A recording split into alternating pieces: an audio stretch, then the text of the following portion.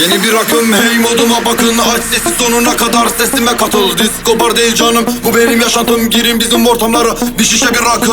Yeni bir akım, hey moduma bakın. Aç sesi sonuna kadar, sesime katıl. Disco bar değil canım, bu benim yaşantım. Girin bizim ortamlara, bir şişe bir rakı. Nefesler hızlandı, manita kucakta. 90+4 maç uzatmalarda. Patlasın herkes, manyak bu tayfa. Mesele aşk değil, para para. Nefesler hızlandı, manita kucakta. 90+4 maç uzatmalarda. Patlasın herkes, manyak bu tayfa. Mesele aşk değil, para para.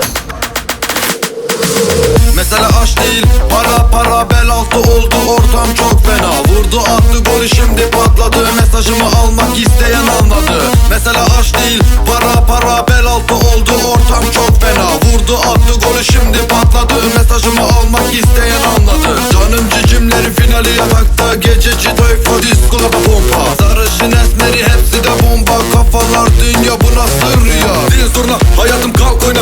Kaldır kalçanı ortama parçala. Bu gece bu mekanı tempo çalkala. Çalkala, çalkala. Yeni bir akım, hey moduma bakın. Aç sesi sonuna kadar, sesime katıl. Disco bar değil canım, bu benim yaşantım. Girin bizim ortamlara, bir şişe bir rakı. Yeni bir akım, hey moduma bakın. Aç sesi sonuna kadar, sesime katıl. Disco bar değil canım, bu benim yaşantım. Girin bizim ortamlara, bir şişe bir rakı. Mesele aşk değil, para para. Bel altı oldu, ortam çok fena. Vurdu attı golü, şimdi patladı. Mesajımı almak isteyen anladı. Mesele aşk değil, para para. Bel altı oldu, ortam çok fena. Vurdu attı golü, şimdi patladı. Mesajımı almak isteyen anladı.